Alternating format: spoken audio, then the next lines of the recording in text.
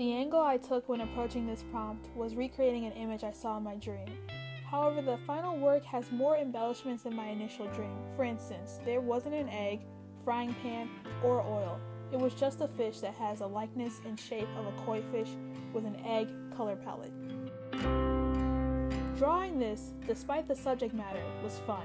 I hardly ever see side profiles of spiders, so that's what I decided to draw. I think my style of drawing the spider is like the "so I'm a spider, so what" anime, but I haven't actually seen this anime, just seen the advertisements for it. The web contained things I've witnessed on webs in real life: flies, leaves, and morning dew. If I'm being honest, this drawing was furthest from my ideal, and I don't think that the final drawing did justice to the image I had in mind. I intend on drawing this again with better composition that has more robust, linear, and possibly atmospheric perspective.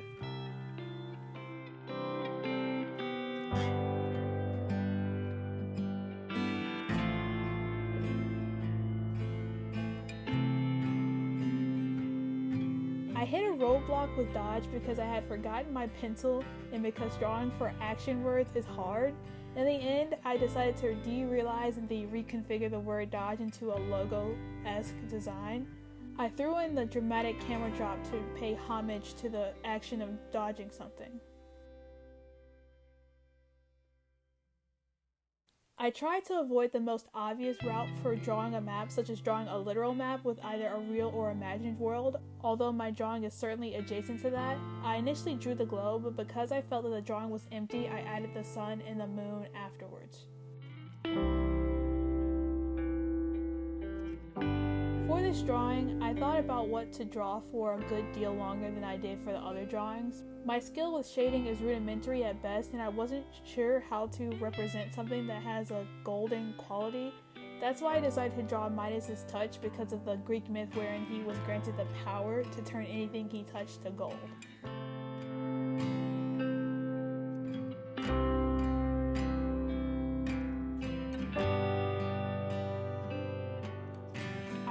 This idea for drawing a drip background, although the second, higher drip row was a spur-of-the-moment decision. Without the second row, I believe this drawing would be a lot less interesting.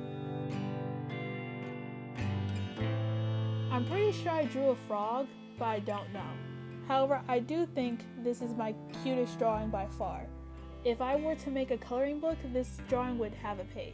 The only thing that would get scrapped would be the fish.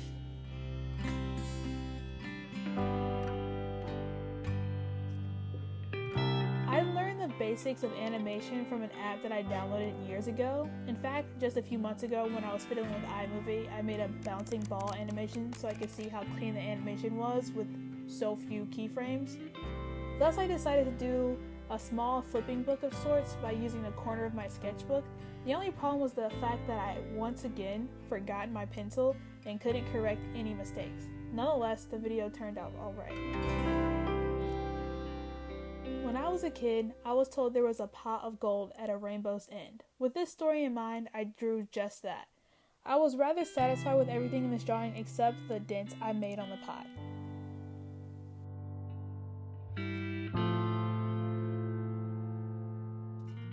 I wanted to avoid drawing any full-body people for Inktober, but that was all I could think of drawing in the hours prior.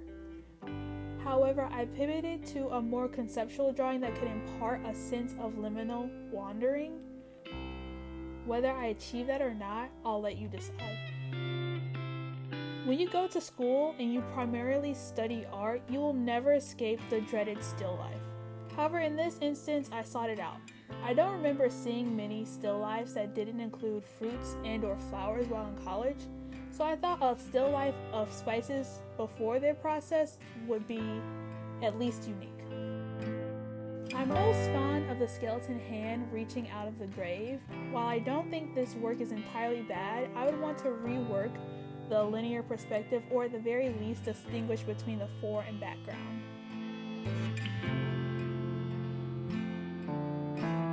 I pushed the castle to the back upper right corner so I could center the clash between the cancer cells and the teddy bear knights. I considered drawing the central teddy bear knight on a horse, but my horse drawing ability without a reference picture is abysmal. TikTok where I posted all of my time-lapse/drawing process videos, I thought it pertinent to show my solidarity with Palestine. This drawing is the first of 2 drawings I created in solidarity with Palestine during this drawing challenge. I wanted to avoid any possible symbols of all religions' idea of what an angel is/should look like. Thus, to abandon all possibilities of accidentally doing just that, I drew something typographical in nature. The demon bow and demon face, like the angel ball and angel face, are interchangeable. And because of these figures being conceived of the letters that their name is composed of, one could say this typographical style is ideographic in some facets. I really racked my brain to draw a saddle. I've seen a saddle before, but my intention was usually focused on the horse it was being strapped to. I added the cross-hatching design as a last-ditch effort to make the drawing visually appealing. At this moment, I can't remember why I drew a stuffed animal on a chair pillow. Other than that, the overall drawing is fine. Although my line work attempts at trying to indicate that the chair was plumped are mediocre.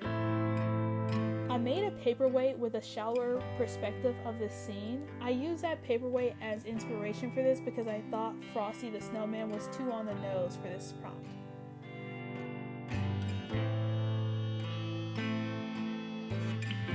I wanted to avoid drawing chains that people have used to harm others, and I wanted to spread a message of hope. That's why I chose to draw a river emptying out into a sea behind a chain link fence.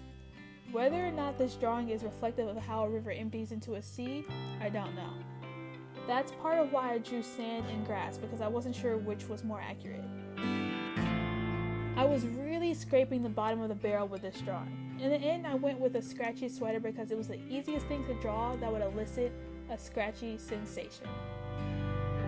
My idea when approaching this drawing was that a celestial being is made of light, so I wanted to draw it by indicating where it wasn't.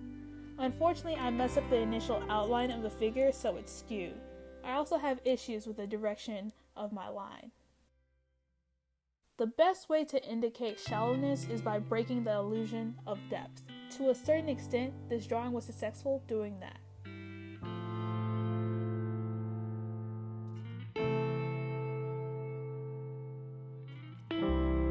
I didn't feel like setting up my large tripod, so I used my small one. Because of this, the camera, my phone, was shakier than usual as the tripod was bouncing on the sketchbook and would move when I lifted my hand. There was nothing special about this drawing other than that. To avoid drawing any human-esque figures, I had to scrap many potential ideas. As such, I ended up drawing a recycling bin being moved. I considered drawing a trash can, but the symbol for trash bins varied more than the symbol for recycling bins. Furthermore, I wanted those who watched my time-lapse videos to recognize more easily what I was drawing. This drawing reminds me the most of an emoji, particularly the drawing on the left. I couldn't decide between the 2 drawings, so I kept both as a sort of variation if this style were ever to be used in an ideographic way.